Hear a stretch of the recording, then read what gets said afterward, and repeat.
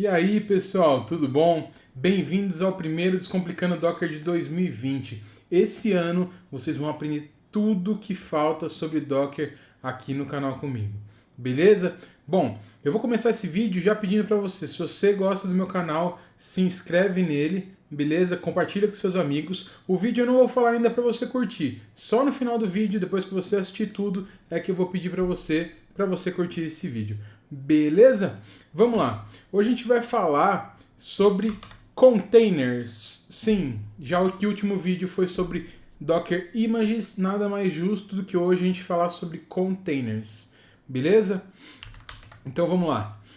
O que são containers no Docker? Eu gosto sempre de fazer uma analogia com programação orientada a objetos entre imagens, containers e classes e objetos. Tá? Que analogia é essa? Você imagina que imagens são a declaração, as instruções para a criação de um objeto. Então você, no final das contas, instancia um objeto. Assim como as imagens são instruções para a criação de containers. E assim, na programação orientada a objetos, você pode criar N objetos com base numa mesma classe, assim como no Docker você pode criar N containers com base numa mesma imagem. Beleza? Mas o que é de fato um container? Tá? Ele é uma maneira de isolar a aplicação no seu próprio ambiente e é uma alternativa um pouquinho mais leve, um pouquinho não, bastante, não é trivial essa diferença de leveza. É uma alternativa mais leve às VMs, entendeu? Então, assim, para rodar as aplicações, ao invés de você usar VMs, você vai usar um container para rodar cada instância dessa aplicação, tá? É importante dizer também que um container em execução ele contém todas as dependências, tudo que é necessário para que aquela aplicação rode corretamente. Então vai ter as dependências, vai ter os arquivos de configuração, vai ter a aplicação em si, tá? E isso aí isola a aplicação de toda a infraestrutura que tem embaixo dela. Isso permite o cross-platform que a gente tem. Então, o que roda na máquina do desenvolvedor roda em todos os ambientes não produtivos, roda no ambiente produtivo, independente do sistema operacional ou de qualquer outra coisa. Beleza? O único requisito que existe é tenha o Docker Daemon instalado, que o Docker instalado naquela máquina. Então, a máquina precisa ter o Docker. Beleza? Aqui a gente tem um gráfico que mostra um pouquinho a diferença entre uma aplicação rodando em containers e em máquinas virtuais, tá? No caso do gráfico da esquerda de vocês aí é o caso de containers e o da direita de máquinas virtuais, as VMs, tá? Quais são as diferenças aqui? Nas máquinas virtuais a gente tem a infraestrutura na camada de baixo, tem o hypervisor, que vai ser o gerenciamento das máquinas virtuais e aí nesse caso tem 3 máquinas virtuais criadas. A questão é, todas essas máquinas virtuais ela tem que emular um hardware específico, então quando você cria uma VM você fala, eu quero tantos núcleos de processador, eu quero tanto de memória, tanto de disco, tudo mais, entendeu? E também eu tenho que instalar um sistema operacional para essa VM funcionar, então é mais uma camada aí que a gente poderia economizar, mas nesse caso a gente não economiza. Então são 3 máquinas virtuais para rodar essa aplicação, 3 instâncias dessa aplicação, com 3 sistemas operacionais instalados. Imagina isso em grande escala, aplicações com 100 instâncias, 200 instâncias, entendeu? Então isso é um desperdício de recurso no final das contas. E do lado esquerdo a gente tem a arquitetura usando containers, tá? Como isso funciona? A gente tem infraestrutura, a gente tem o sistema operacional da máquina hospedeira, tá? Que vou chamar de máquina hospedeira aqui nesse caso. A gente tem o Docker instalado e a gente tem containers com essas aplicações. Vejam, a gente tem somente um sistema operacional instalado. Isso já é uma baita economia de recurso. Além do mais, é muito mais fácil gerenciar aplicações rodando em Docker em uma única máquina do que diversas máquinas rodando a aplicação. Hoje em dia a gente tem ferramentas para automatizar um pouco isso aí, em caso das VMs, aí, se quiser rodar a aplicação na VM, tem por exemplo o Ansible, que talvez vai rolar uma série aqui nesse canal, falando um pouquinho sobre Ansible para vocês, tá bom? Mas é um automatizador de tarefas que conecta via SSH, enfim. Então quando a gente tem vários containers numa única máquina, além de ficar mais fácil de gerenciar, porque eu logo em uma máquina, faço todo o gerenciamento por ali. Eu tenho também um controle de falha muito mais eficiente. A gente pode usar Swarm, a gente pode usar Kubernetes, OpenShift, tem diversas soluções aí que faz com que tanto o deploy, quanto a manutenção, quanto a tolerância à falha seja muito mais eficiente. Aí você vai pegar, pô, então tá matando as máquinas virtuais, ninguém mais vai usar máquinas virtuais. Não é bem assim. As máquinas virtuais continuam bem ativas, e elas continuam em bastante uso, porque normalmente a gente tem ali uma máquina hospedeira muito grande, que vai ser o Metal mesmo de fato, ou um cluster de máquinas, que vai ter um hypervisor lá e que vai providenciar, que vai provisionar essas máquinas virtuais para a gente usar no nosso dia a dia ali e instalar o Docker, inclusive, dentro delas. Então, quando você vai num serviço de nuvem, como por exemplo Google Cloud, Amazon, IBM Cloud ou qualquer um outro, você pode ter a opção de você chegar lá e falar, me dá uma máquina com tanto de processador e tudo mais. E aí o que você vai ter? Você vai ter uma máquina virtual. Não pensa que eles vão pegar uma máquina lá, colocar num cantinho para você instalar, colocar o cabo de rede e tal, tudo mais. Não. Aquilo ali é um provisionamento de uma máquina virtual. Então, as máquinas virtuais estão presentes, estão bem ativas ainda. Não é o fim, o Docker não é o fim das máquinas virtuais. Porém, é uma mudança de paradigma aí na maioria dos casos e uma mudança de maneira de usar as máquinas virtuais. Beleza? Legal, a gente falou um monte de teoria aqui agora, mas o que vocês querem saber mesmo é prática, codar, não é verdade? Então vamos lá. Eu vou colocar aqui no meu terminal e aí eu preciso que vocês entendam que existem dois passos na hora de colocar uma aplicação no ar. A gente tem que criar um container e depois rodar esse container. Primeiro, eu vou fazer da maneira mais verbosa com dois passos, tá? Como é que eu vou fazer? Eu vou dar um docker container. Lembra que eu falei para vocês que os comandos docker são docker, a entidade que você vai tratar e depois a ação. Então, docker container create --name, que eu vou dar um nome para esse container, tá? Porque eu quero que ele seja facilmente identificado. Ele vai chamar nginx cj. E a imagem que eu vou fazer, criar esse container com base nessa imagem, vai ser a imagem do nginx, tá? Que é um próximo proxy reverso aí que a gente tem. Então eu dei um enter, ele mandou para mim um output aqui na tela com um hash imenso, e isso aí é o hash desse container, tá? Como é que eu faço? Legal, eu criei esse container e agora como é que eu faço para botar esse bicho para rodar? Porque se eu der um docker ps aqui, a gente não tem absolutamente nada rodando nesse momento, tá? Então o que eu vou fazer aqui? O segundo passo, depois que você criou um container, é dar um docker start. E aí eu posso usar o nome desse container, por isso que eu dei o nome para ele, para ficar mais fácil. nginx-cj. Ele vai dar o output como nome da imagem para mim. E se eu der um docker ps aqui, eu vejo que existe já, esse container está rodando e está tudo bem. Deixa eu tirar um pouquinho de zoom aqui para vocês. Pronto, acho que fica mais fácil de visualizar assim. Beleza? Então eu criei esse container 39 segundos atrás, porque eu fiquei falando um pouquinho com vocês, e ele está rodando a 5 segundos, tá? A gente não fez nenhum bind de porta aqui, isso foi proposital, não quis fazer agora. Beleza? Legal. Mas aí eu falei para vocês que essa maneira é mais verbosa, tá? Porque não é exceção, na verdade é uma regra quase, que quando a gente cria um container, quase que imediatamente a gente já quer instanciar ele. Então criar um comando que faz os dois passos de uma só vez com um só comando pra gente, entendeu? Que é o docker run, tá? Eu vou criar aqui para vocês, vamos lá, docker run, e aí eu quero fazer o bind de porta. Então -p, aí eu quero que a porta 8080 aqui da minha máquina faça um bind com a porta 80 lá de dentro do container. Beleza? E aí eu vou dar aqui um --name, vai chamar nginx-cj, vou dar um -d, que é para rodar em daemon isso, então o que quer dizer? Ele vai rodar em segundo plano, poderia ser -it, que é interactive, que ia rodar aqui no meu terminal, dando output para mim o tempo todo, mas nesse caso eu quero -d, e a imagem base vai ser a do nginx. Beleza? Vou dar enter e deu um erro, pessoal, tá? Por que deu erro? Porque o nome nginx cj já está em uso, é o que ele está falando aqui, tá? o container name nginx.cj já está em uso pelo container e ele dá o hash do container aqui. Tudo bem? Eu quis mostrar a colisão de nome para vocês nesse comando aqui. Vamos mudar? Vamos. Eu vou colocar nginx cloudinei jr. Beleza? Vou dar um enter aqui. Ele deu para mim aqui um hash também, assim como ele deu no Docker Container Create, tá vendo? Ele deu aqui e deu aqui agora também. Se eu dar um Docker PS aqui, você vai ver que existem duas instâncias do Nginx rodando. Aquela primeira que a gente criou em 2 passos e essa que a gente criou agora, que está fazendo o bind da porta 8080 da minha máquina para dentro para a porta 80 lá de dentro do container.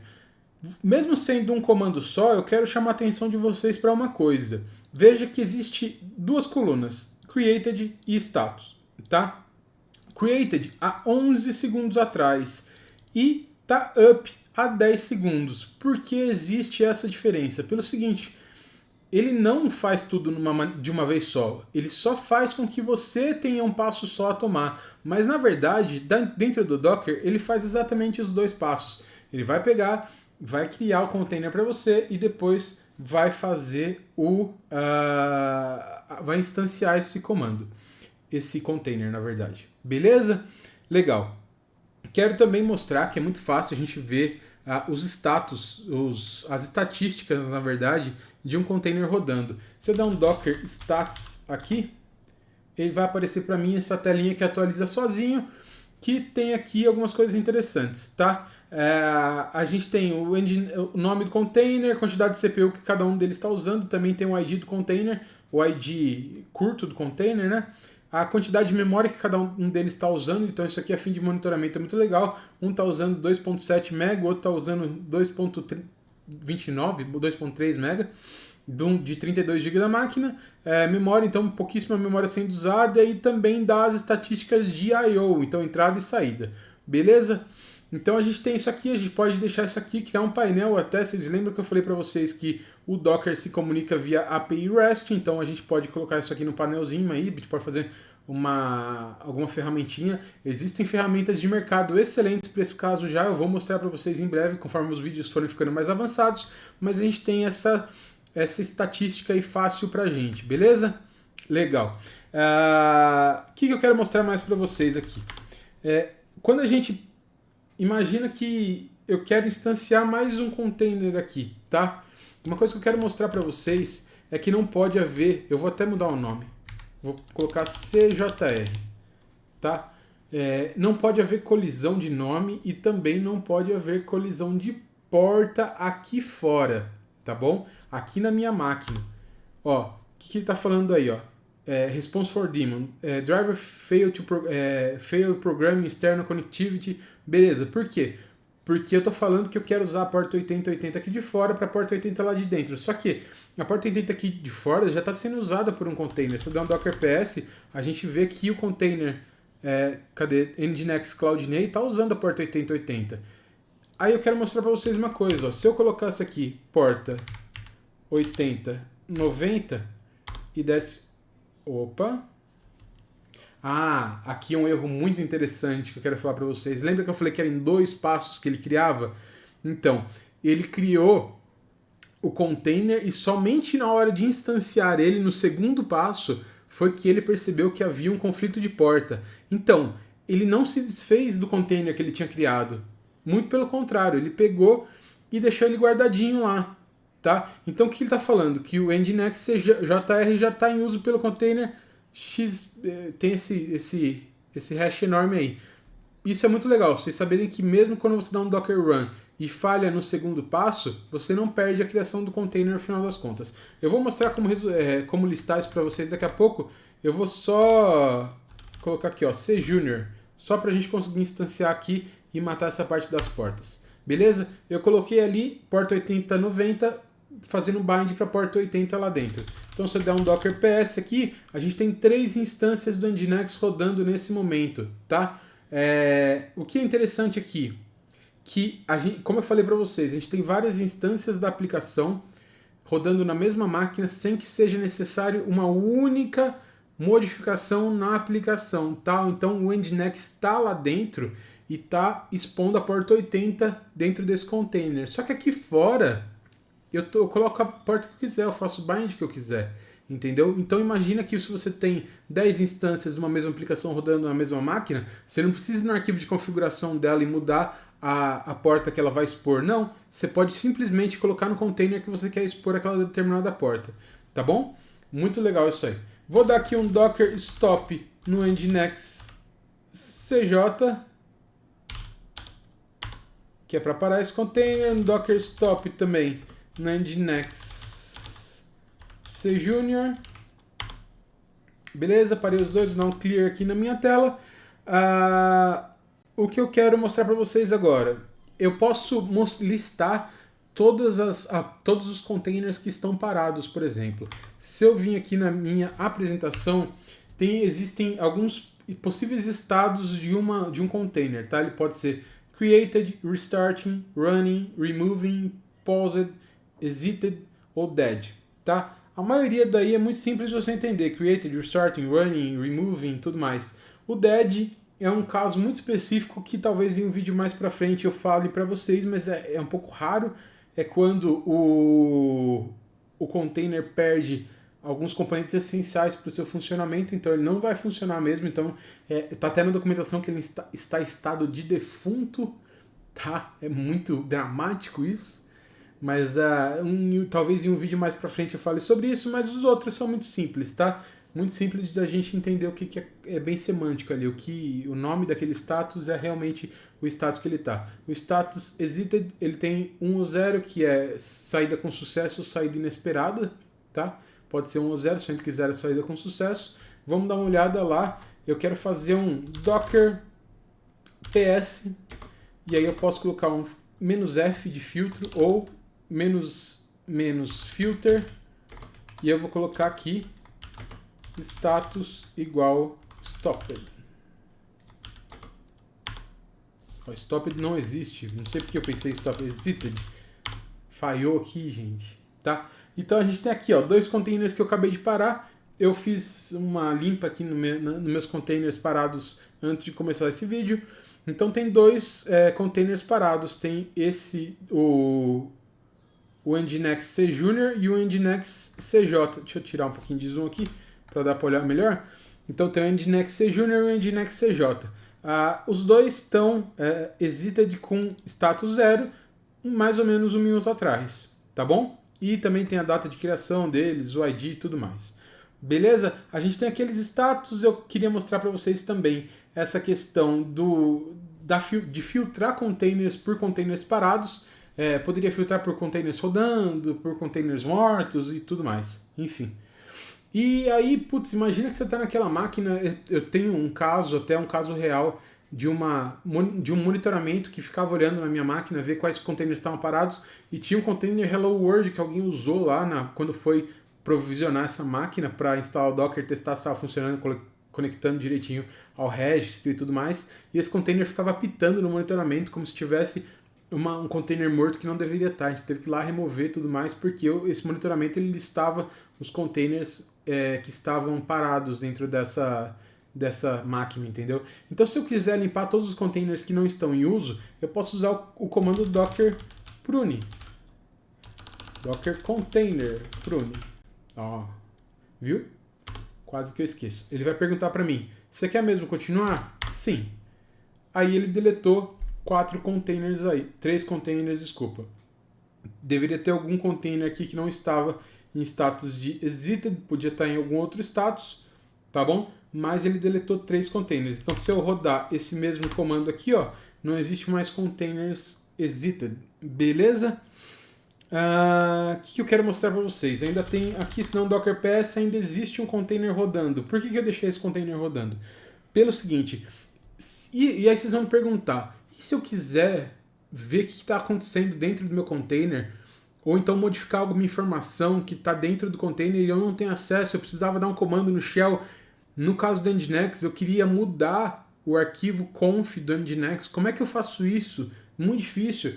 Não, não é. Você pode conectar dentro, você pode usar aqui um comando para conectar lá dentro do container e mexer lá dentro. É muito simples. Quer ver? Ó, dá um clear aqui pra gente.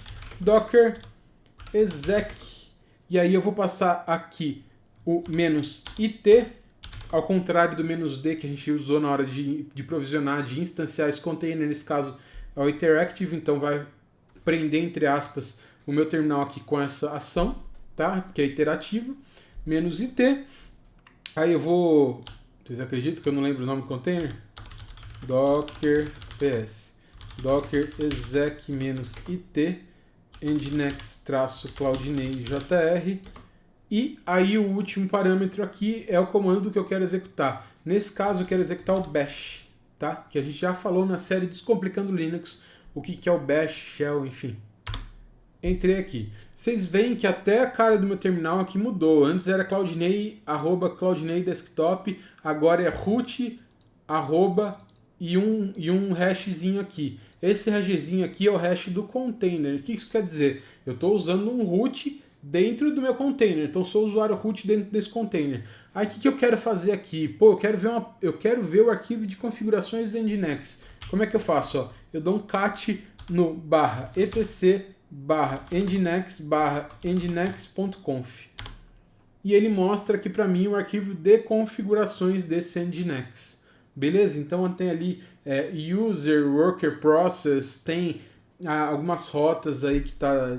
Na verdade, isso aí não tem rota definida não, eu acho. Enfim, tem aí algumas configurações do Nginx mesmo, entendeu? Que são inerentes. Eu poderia modificar isso aqui, restartar o Nginx com container ativo, inclusive, e tudo mais. Tem um monte de coisa que eu poderia fazer aqui. A gente pode fazer modificações na aplicação. Lembra que eu falei para vocês no vídeo de Docker Images que todas as camadas de uma imagem, elas são somente leitura. Porém, a hora que você instancia um container, ele cria uma imagem que você pode fazer modificações e ele grava as suas modificações, que é o container. Então, posso fazer modificações aqui e essas modificações vão ficar gravadas. Dou exemplo também para, por exemplo, é um container de banco de dados. Toda vez que eu baixar esse container e subir de novo, eu vou perder meu esquema de banco de dados, meus dados lá dentro? Não, não vai. Pode ser que esse banco de dados esteja guardando as coisas dentro do container, pode ser que esteja fazendo um bind para um volume dentro do seu computador. De qualquer maneira, você vai ter acesso a esses dados. Então, quando você subir de novo esse container, ele não vai estar vazio, o banco de dados, entendeu? Então é muito interessante, vale muito a pena usar, para deixar a máquina mais leve, inclusive. Beleza? Bom, vou dar um exit aqui, vou dar um clear primeiro. Dar um exit, voltei para o meu desktop, então não estou mais dentro do container. Beleza? Dá um Docker PS, o container está rodando normalmente há 12 minutos e tá tudo certo. Beleza? Bom, gente, de containers eu acho que é isso que a gente tem para falar por enquanto, tá? A partir de agora, o conteúdo vai ser um pouquinho mais intermediário, tá? Então a gente passou do básico para ir para o intermediário. E aí os próximos vídeos agora da série Descomplicando Docker, que serão semanais também, assim como Descomplicando Linux, e talvez tenha uma novidade por aí, que vai ser semanal também. Então serão 3 séries semanais para vocês, pelo menos, beleza? Aí vídeos esporádicos de qualquer outra coisa aí que dê vontade de fazer. Até montagem de cadeira. Mas enfim, agora sim eu peço para vocês, se você gostou desse vídeo, curte o vídeo, compartilha com seus amigos, vamos compartilhar conhecimento. Vocês sabem, é muito mais fácil trabalhar com uma pessoa que sabe do que está fazendo, que conhece tecnologia, do que trabalhar com pessoas que não sabem. Então, compartilhe com seus amigos, vamos compartilhar conhecimento, vamos fazer todo mundo crescer junto, tá? Eu acho que é isso, crescer todo mundo junto, beleza? Então é isso aí, pessoal, um excelente ano para vocês. Não esquece de se inscrever aqui também. Muito obrigado por todas as mensagens de carinho que vocês estão tendo aí pessoalmente, por mensagem, tudo mais, me incentivando. Estou gostando bastante disso, apesar de eu parecer um pouquinho tímido na hora, mas a força de vocês faz bastante diferença para mim. Beleza? Muito obrigado, excelente ano, muito sucesso, muito aprendizado e vamos junto. Tchau!